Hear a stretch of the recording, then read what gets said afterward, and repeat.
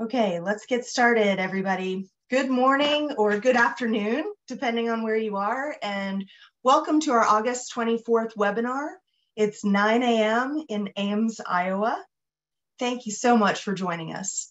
My name is Lisa Johnson, and I'm a specialist in food loss on farms. More formally, I'm an independent consultant and adjunct assistant professor at North Carolina State University in horticultural science. Again, welcome to this webinar session hosted by the Consortium for Innovation in Post-Harvest Loss and Food Waste Reduction.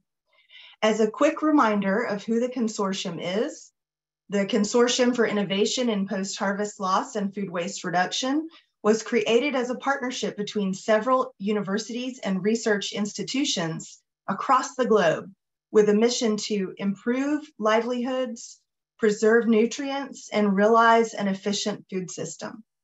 The consortium also focuses on building academic and entrepreneurial capacity by engaging researchers and students in multinational, multidisciplinary teams, together with experts and entrepreneurs from the private and public sectors. We're very excited to have presenting today the team from our latest project, Innovative Image-Based Technology to Prevent Post-Harvest Loss in Nutritious Food Crops. The project team includes today's presenters, myself, then Dr. Jeff Ori, the founder and chief science officer from GeoVisual Analytics, PhD candidate Aditya Raj in agricultural and biosystems engineering at Iowa State University, and Hori Chiquez in industrial and agricultural technology at Iowa State University. The team also includes Dr. Dirk Meyer, Dr. Lee Tang of Iowa State University, Dr. Steve Sonka from University of Maryland, and Andrew McGregor and Jennifer Compton from GeoVisual Analytics. We would also like to acknowledge our funder for this project, the Walmart Foundation. The webinar today will be recorded and posted on the consortium website within just about a day or so. Today, we will have 1 hour for the discussion, and we will leave time for a question and answer period at the end. If there's something really pressing after each presenter, we'll offer just a minute or two for really brief question or clarification.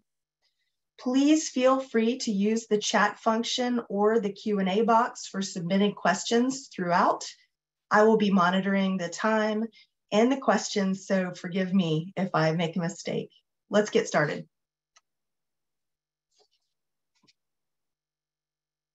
Is that my cue, Lisa? No, it's mine. Oh. I'll share my screen. Ah, very good. Okay. Hopefully you all can see that. The title of today's webinar is Innovative Image-Based Technology to Prevent Post-Harvest Loss in Nutritious Food Crops.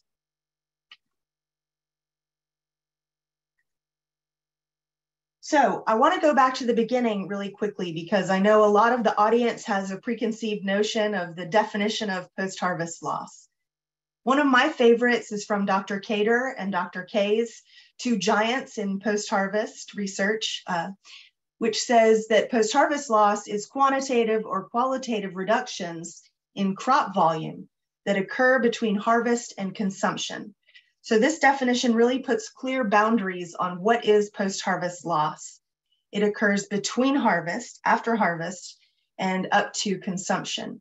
So it wouldn't count what you see in this field, which is an edible crop of sweet potatoes that's just not marketable, ready to be harvested, but is not going to go anywhere.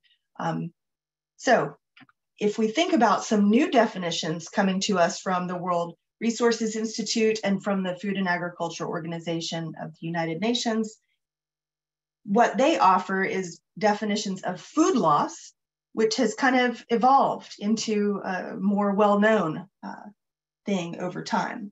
The unintended result of agricultural processes or technical limitations in storage, infrastructure, packaging, and or marketing.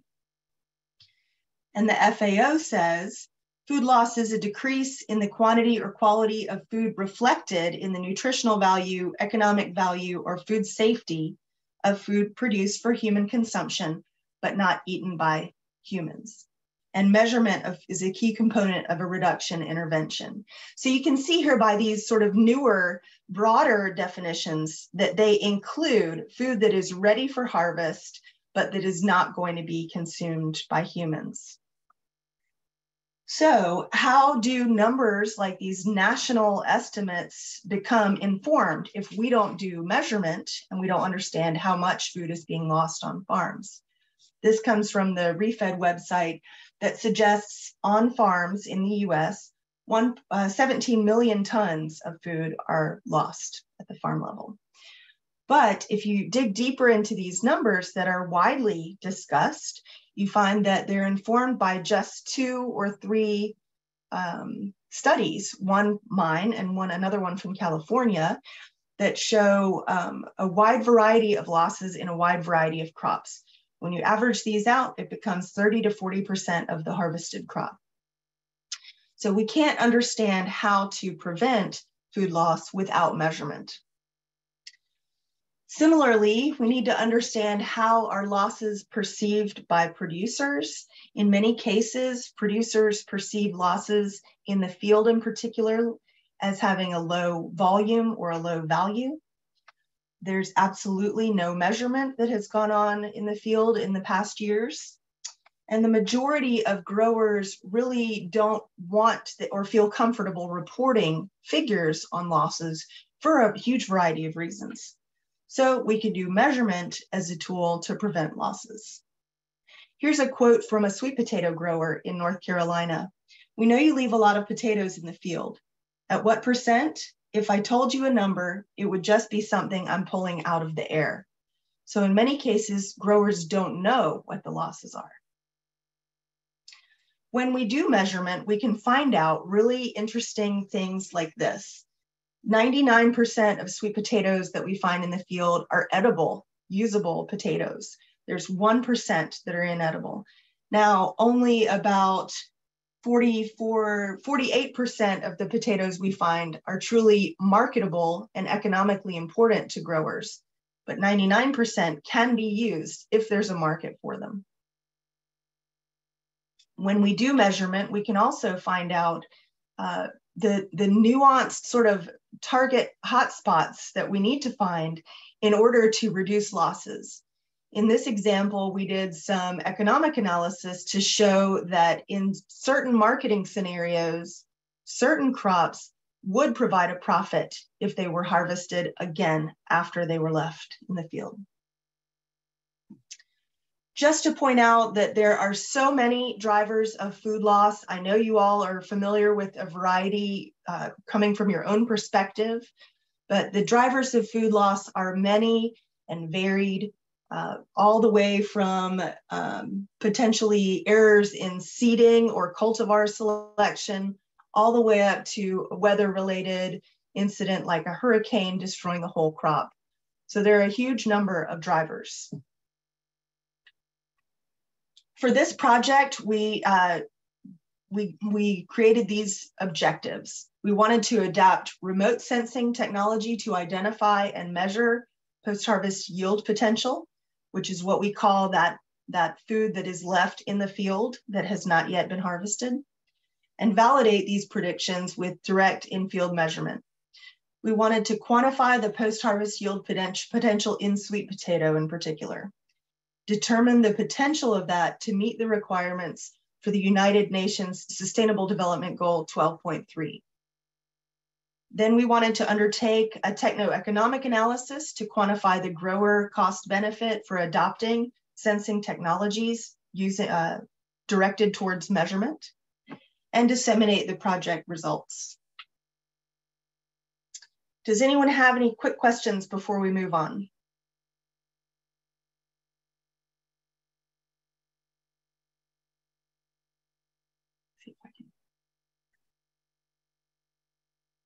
Okay, great. Okay, great. Now we will hear from Dr. Jeff Ori from GeoVisual Analytics.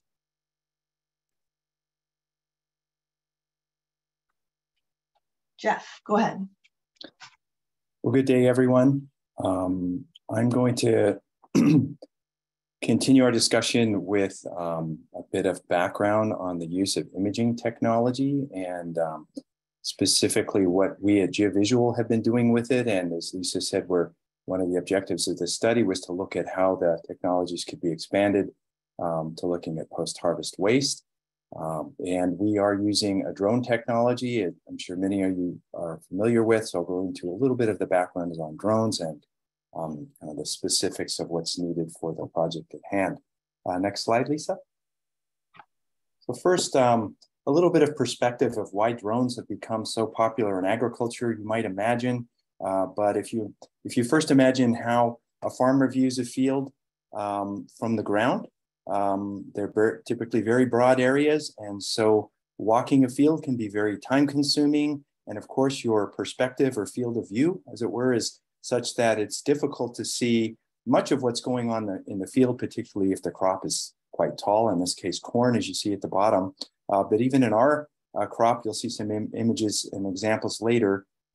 Being able to see from above is very advantageous. And so, Lisa, if you jump to the next slide, you'll see kind of a comparison there. You see a drone flying, you see a crop. Obviously, you can cover very broad areas and see the whole picture, as we say. We at GeoVisual have been using unmanned aerial vehicles, or UAVs, now for several years, particularly for so-called specialty crops here in the US, but they're generally vegetable crops and fruit and nut crops. And we're using them to evaluate the kinds of things that are listed there at the bottom, like the overall uniformity of a field. I'll show some examples of where we can actually see the size of plants. And then you can see, of course, when you have problems like holes or missed rows or dead spots, maybe from pests or weeds or diseases. And of course, you can also then get measurements on the actual field size, which can be important for giving you a sense of what your actual yield is. And then comparing where you have non-uniformity, maybe that's going to be something that would be reducing your yield. Okay, next slide. A little bit about the sensing technologies. Any of you who are familiar with imaging for agriculture have probably heard about the usefulness of the so-called near-infrared band of radiation. There is visible light typically that is collected by a drone sensor, so blue, green, and red, as you see at the bottom, and then also longer wavelength light in the so-called near-infrared. This light is its reflection from plants is very sensitive to the amount of chlorophyll in the plant. So if you think about a healthy green plant has a lot of chlorophyll, it will reflect a lot of near-infrared light. So that's a very good indication of how healthy the plant is, or how much vegetation is available, how many leaves are available to reflect that near-infrared light.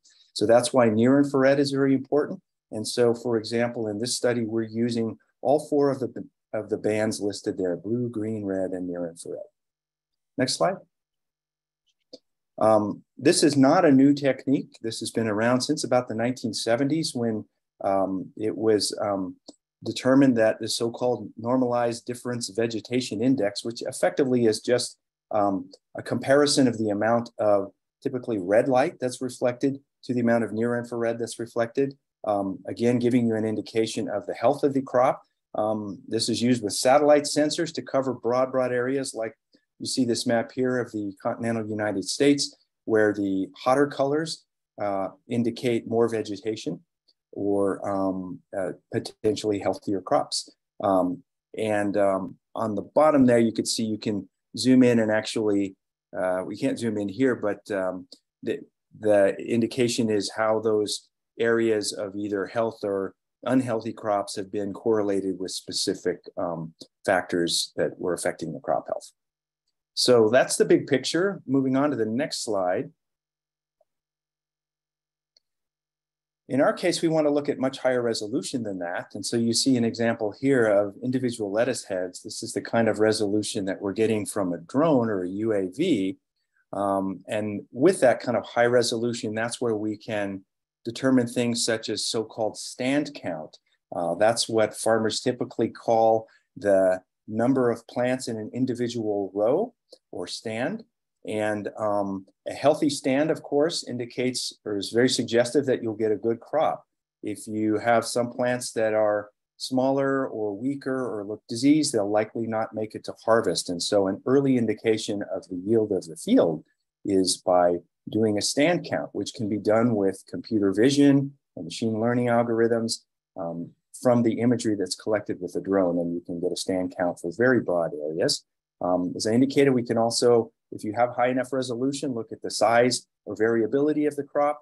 And perhaps Adi will make some comments on that as he shows you some imagery analysis for sweet potatoes. Also things like the distribution and spacing of each one of the rows could be important, again, to give you the final yield assessment. Okay, next slide. I mentioned near infrared and the visible bands of blue, green, and red. Modern multispectral, as they're called, sensors. As you see one example here, the MicaSense sensor have been made quite small so they can fit on a drone, and you'll see a very common drone. You may well have seen, if you've seen a drone, it's not uncommon to see this DJI Phantom 3 you see at the bottom with such a sensor. So now the question is, what bands are necessary for your task? What resolutions are necessary? How big an area of interest are you going to be looking at? And how much time is going to be required and available to do the assessment? And of course, that all boils down to the cost of the study, which I think Corey will make some comments on later. So it's tricky to come up with the right combination of these and make your application cost effective. And really, that was a key objective of our study, was to look at the, how can we make this a commercially viable solution? Next slide. Lisa, I forgot to start my stopwatch. I'm not sure how I'm doing. Can you tell me how many minutes I got left? 1 more minute. Oh dear. Okay, well then let's jump ahead. I just want to give you an example here of our specific sensor pack and our solution. We have fairly large cameras to cover broad areas in each swath of the drone, each time the drone flies over the crop. And we use, therefore, a fairly heavy lift drone, a DJI Matrice 600 Pro. You see it there. It has 2 commercial cameras on it, one for near infrared and one for the color bands, or RGB.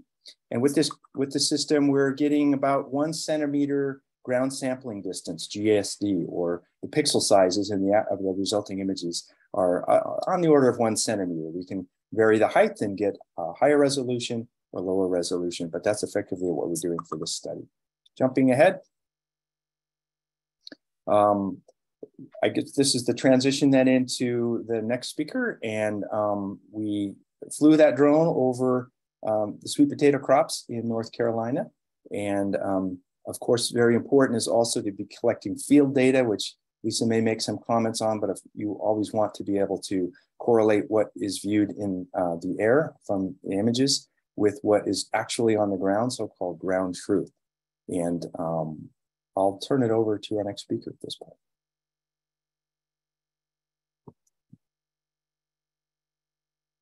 Okay, does anybody have any really pressing questions for Jeff or any clarification needed?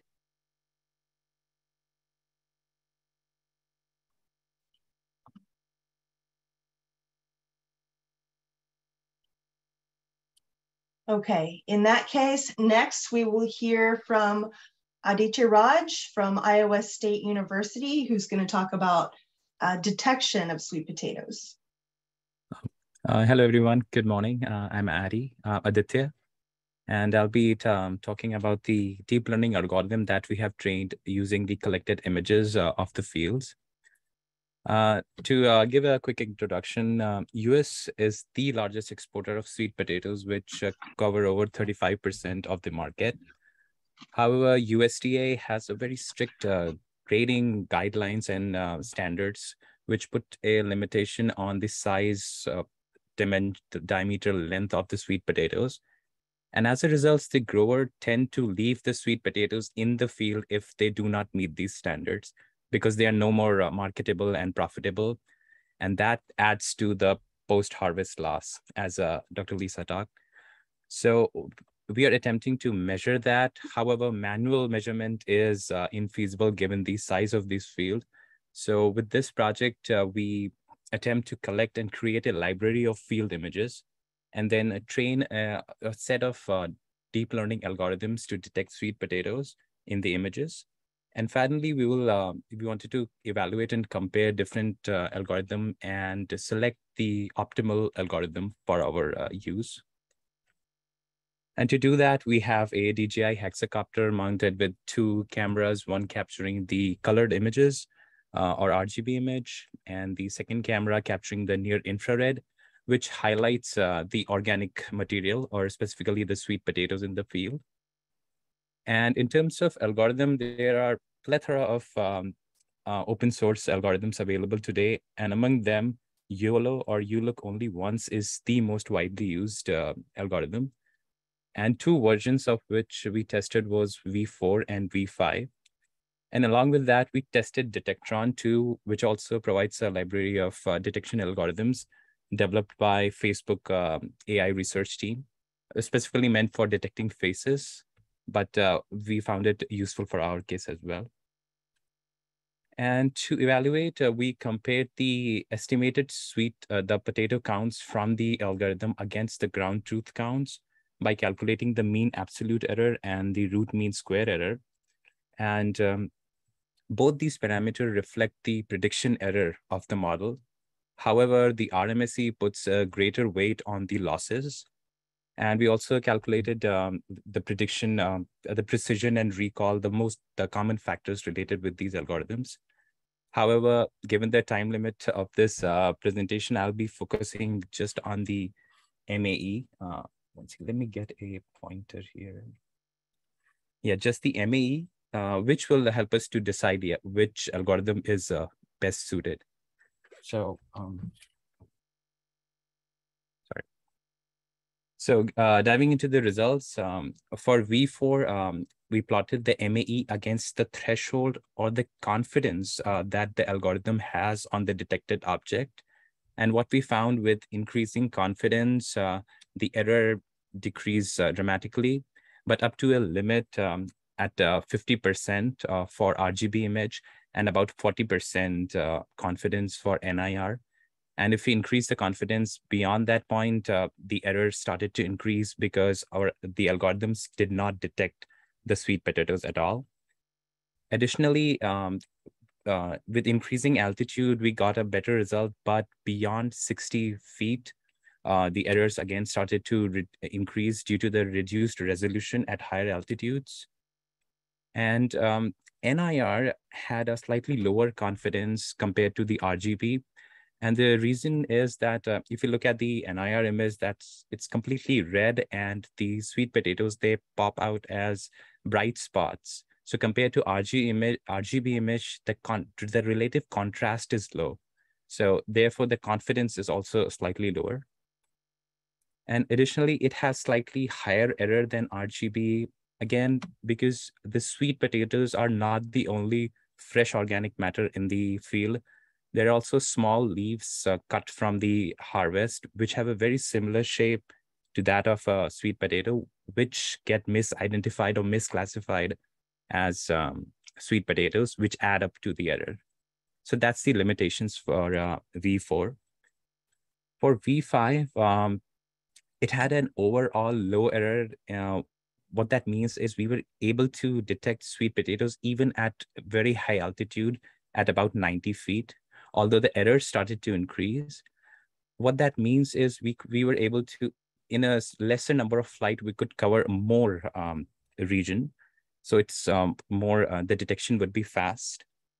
Additionally, the greatest advantage of V5 was its small training durations. So it took less than an hour to train the entire model compared to V4, which took around 4 hours to train the same model. And in addition, it had a very fast detection rate. So once the model was ready and we started testing the images, in range of 1 millisecond, it returned the results. However, V4 took it in range of 10 milliseconds to 100 milliseconds. So if the real-time detection is on the line, V5 is a great choice. But one of the downside of V5 was its very low confidence, which was in range of 30% to 20% for NIR. And what it does is that it reduces the overall precision of the system. So that's not desirable for our case. And finally, Detectron 2, which emerged as the winner for our case, solely because of its highest confidence, which was in range of 80 to 85%. And the error was very close to V5. So it was slightly greater than V5. And if we wanted to have confidence greater than 85%, we need to capture the images lower than 60 feet. So if we can capture the images, we also have, we start from 45 feet. So I did not put the analysis from that, but at lower altitudes, we can get a more confidence greater than 85%. And again, the greatest other advantage of this system was that it had a very small training duration. We were able to train it within 40 minutes, the entire model, compared to 1 hour and 4 hours of the V4. So to conclude, Detectron 2 had the overall best performance, and YOLO V5 is best suited for real-time application. And as part of our concurrent effort, we are trying to register the RGB and NIR image together so that we can reduce the misses we do in the RGB image and overestimation that we do in NIR. And that's all from my end. And this is just the result of the top right, top left is for the RGB image, and the bottom left is from the NIR at different altitudes. So yeah, if you have any questions, please let me know. That's great, Adi. There is one question that you can probably cover pretty quickly. It says here, nice explanation, future Dr. Raj. What do you think about images taken by satellites? Perhaps they are still accurate and cheaper than UAV. Yeah, the problem is that satellite image have a lower resolution, and we cannot control the resolution depending upon the satellites that we choose. With UAV, the advantage is it's not time bound. Once we have the drone, we can collect image at whatever time we want, and we can collect at different resolution. But the satellite image, they are fixed. Their resolutions are fixed, and also they're time bounded, so you can cover them at particular window. But yeah, we can definitely look at that. Satellite essentially is free. Some of the satellite images are really free. But my concern is that the resolution would be a great problem. It won't be that high resolution. All right, thank you so much. We will have a longer question and answer period at the end. Right now, we want to shift to hear from Hori Chiquez about the techno-economic analysis of this measurement method. Hori. All right, thank you, Lisa. And hi, everyone, and thank you for joining us in this webinar. I will be talking about the techno-economic analysis part of this project. And let me just start with a very quick background on the sweet potato planting and harvesting process. So as you can see on this diagram over here, the process really starts with preparing some sweet potato slips.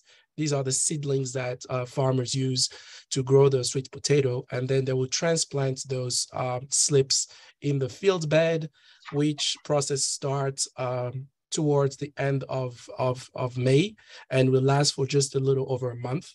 And about 3 to 4 months later, then we start preparing for harvest. So if you think about end of May, that will take us to just about this time of the year when they will start thinking about harvesting. And the harvest is typically done in 2 steps. The first one is, as you can see in box number 3 here, they will start by digging the sweet potatoes out of the ground to expose them.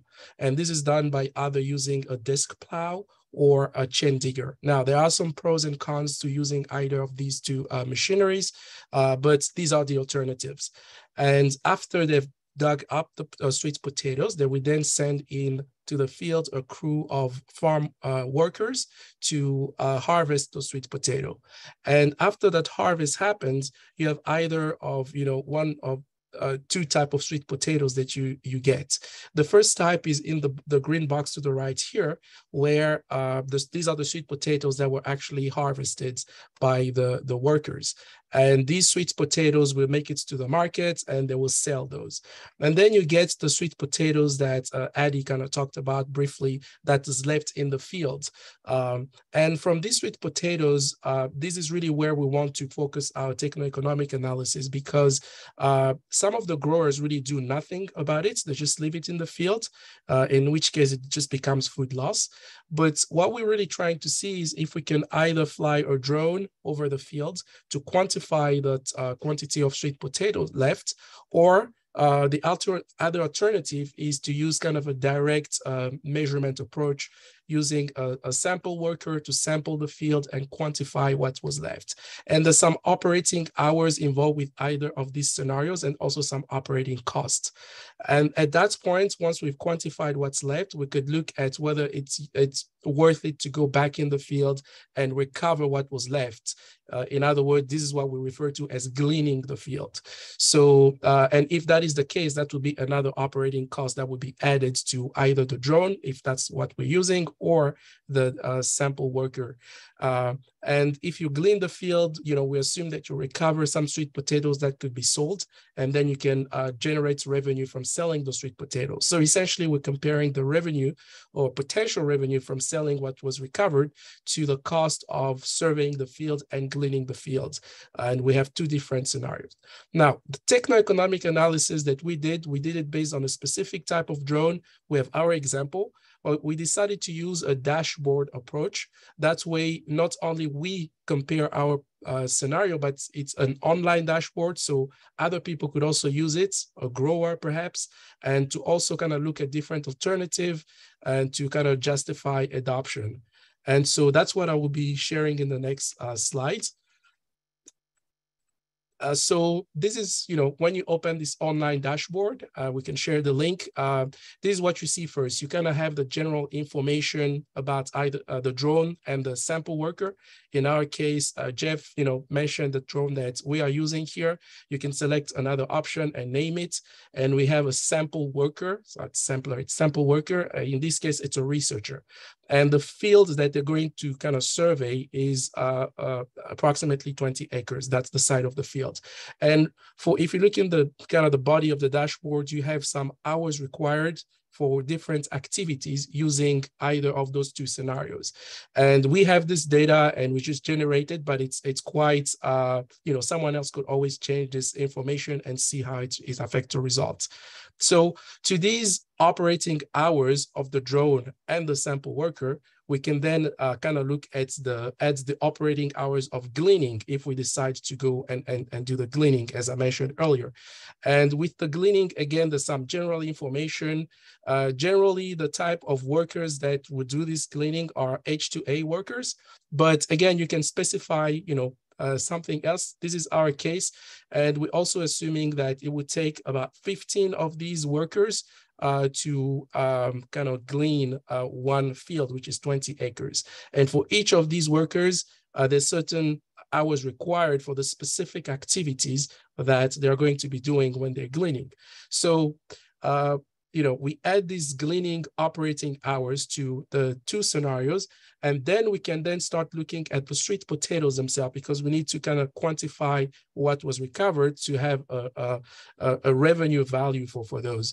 So from historical data, we know that there are, from the three types of sweet potatoes that the growers could potentially recover, we know what is the quantity for each of these types. So we just input that into our dashboard.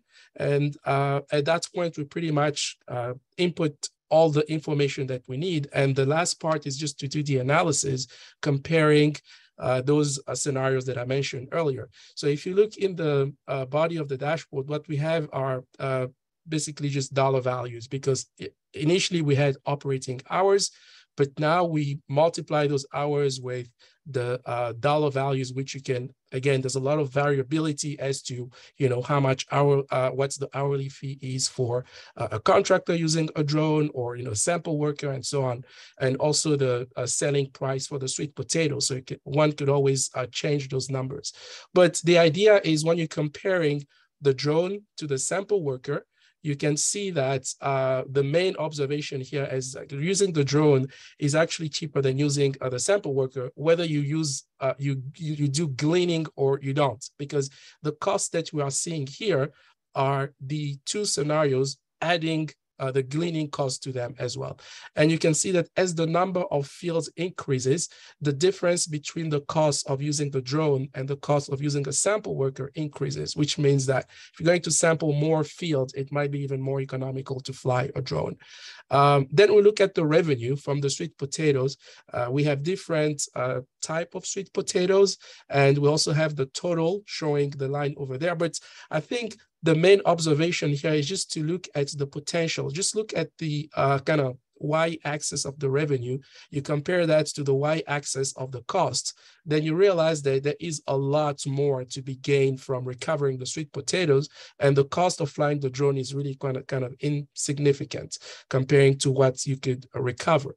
But if you think about techno-economic analysis and benefits, revenue is certainly one thing, but there's another benefit that we can get, you know, from flying a drone, and that's the quantity of data points that is collected. Now, we don't yet, we haven't kind of quantify that benefit of, you know, data in monetary value, but at least the fact is that when you use a sample worker, you only kind of have one data point per field, which consists of, you know, a few measurements.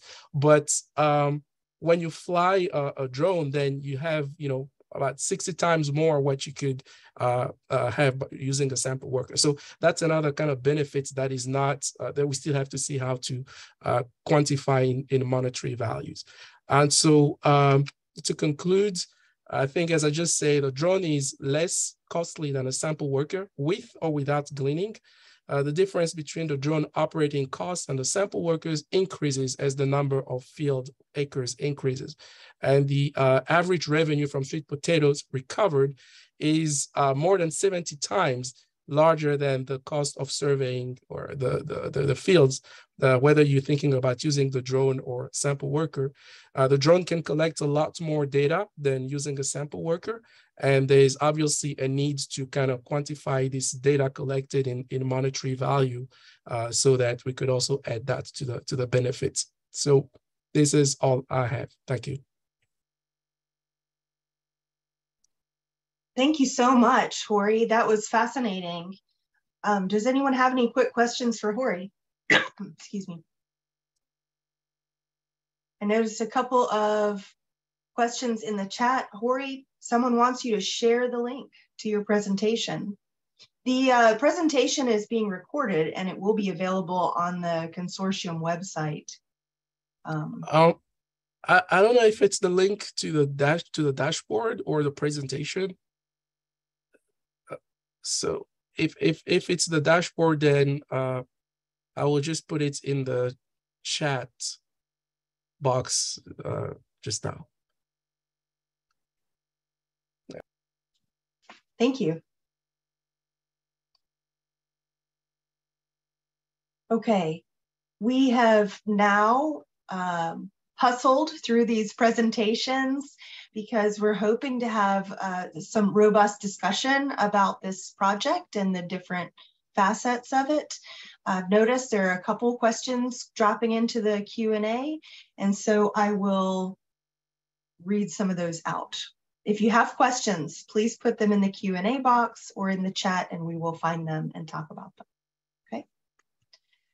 okay? First of all, this question is for Adi, and I want to bring Jeff in on it as well.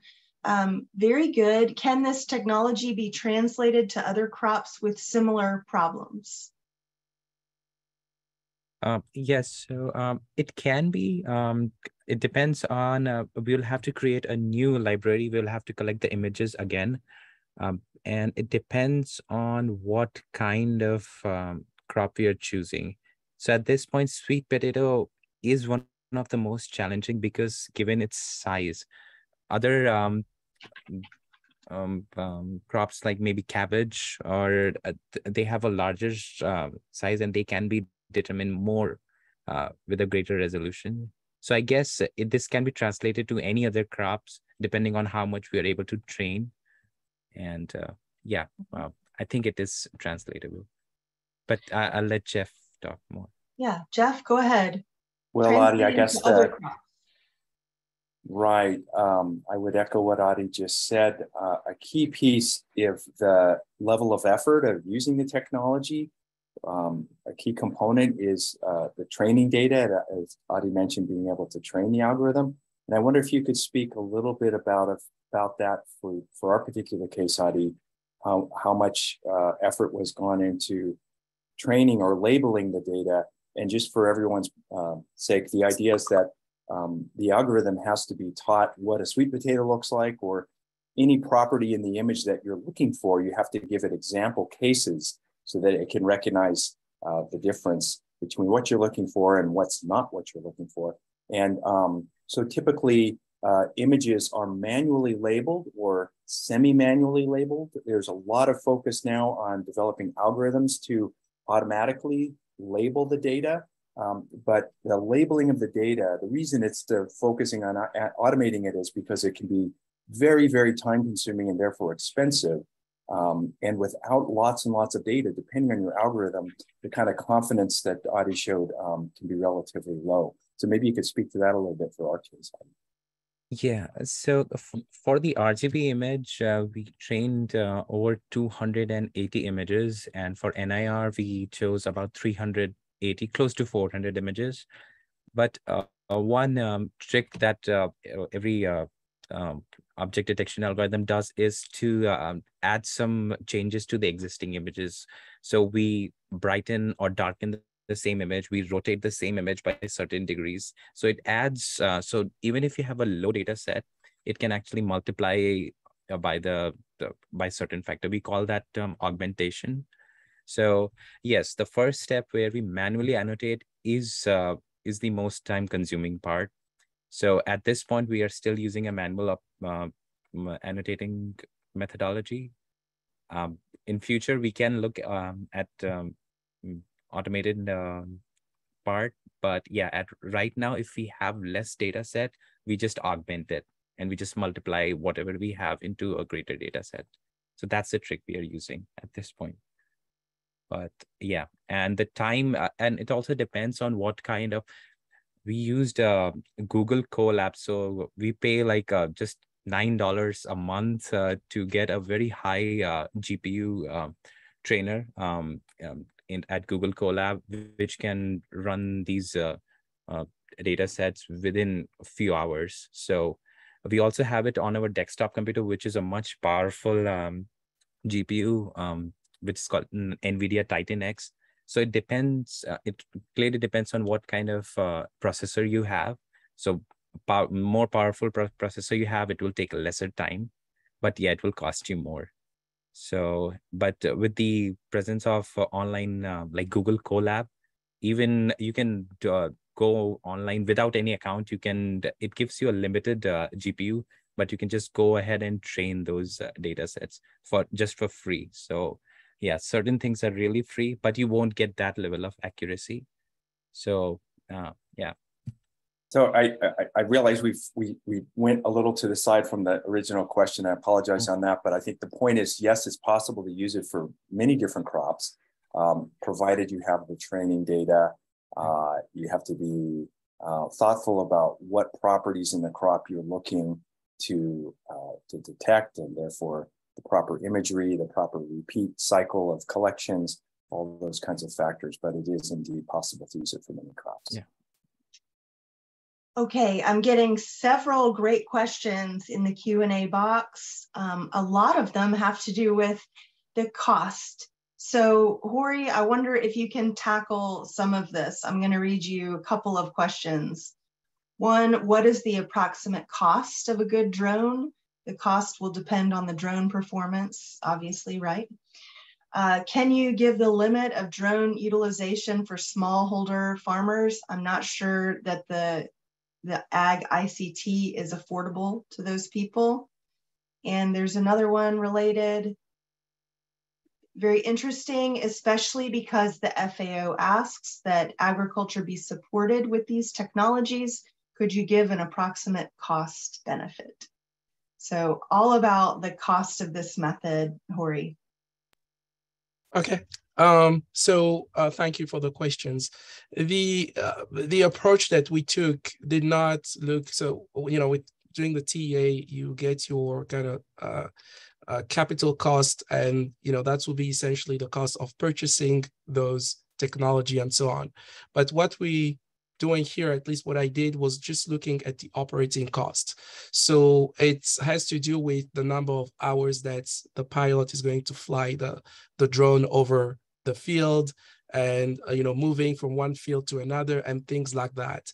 Now, if we want to include the cost of acquiring the drone, then I think that I don't have that information yet as to how much it will cost to get one of those, because I did not spend time on doing that. I only focus on the operating costs.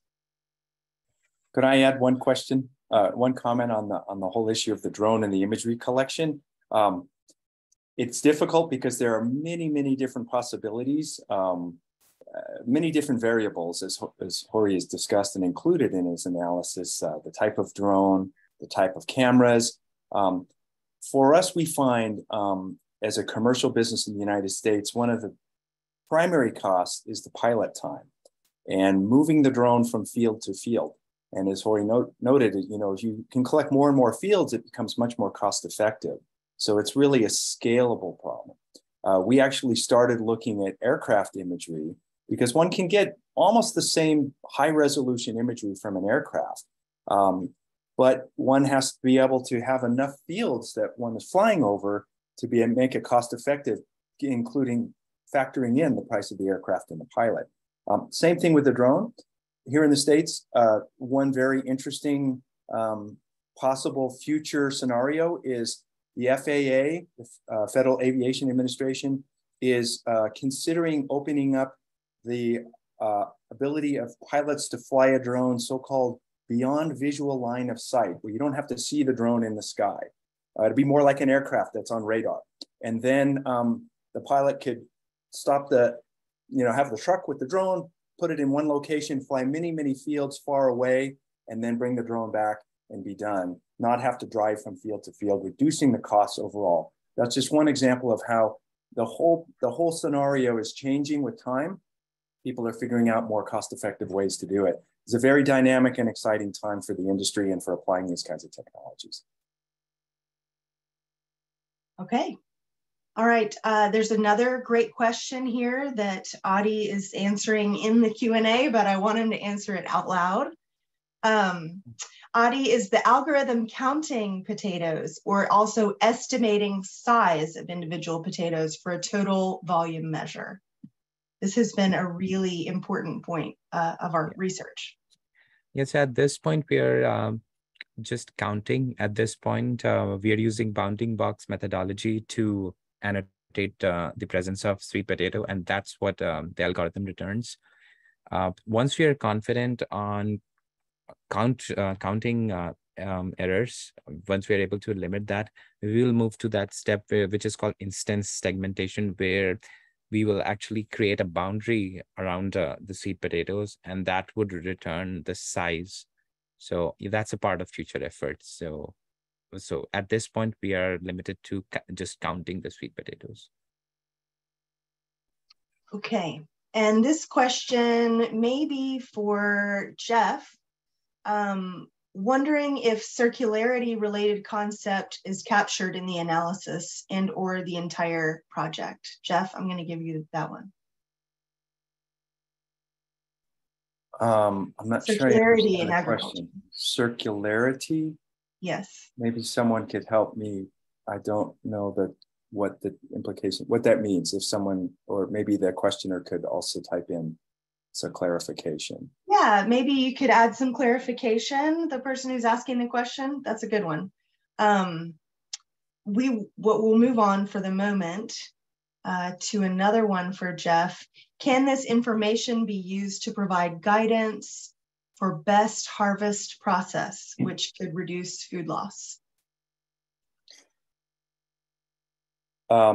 Depends what you mean by best harvest process. I know in this case, we were comparing two different techniques, the chain system with another system, right? And Lisa, I do recall we early on were able to, we found that one process seemed to be more effective simply because it left less potatoes in the field that were of a gleanable size and quality, right? Yeah, that's right. So in this project, we came across two different harvest methods. Here in North Carolina, anyway, the plants themselves are turned over with a plow and then either collected by hand or used a chain digger to collect them. And we did notice a few differences in the field on how many are left behind. Based on our economic analysis, we should be able to recognize whether or not we can give guidance to those growers on what to do. We did run across one instance where a grower said, "Oh, you just found us $250,000. So we asked, well, is that going to change your harvest process? On further discussion, though, the grower came up with many reasons why a chain digger may not work for them in their scenario. So it's a little bit more complicated than it looks right off, but it is something that we're discussing and looking at on this project. Okay, let me see. I want to ask a question. Okay, let me see if we can answer a question now. Okay, I'm in Ghana and I want to know if your technology fits working on tuber crops like cassava or on diascorea. Anybody familiar with those? The thing with sweet potato is they're turned over first and then harvested. And so we can see them, they're visible. What we can't see right now is under the ground, but there are technologies used to, well, you can use the same type of technology, if I'm not wrong, to measure the robustness of the plants prior to them being dug. Jeff, is that accurate?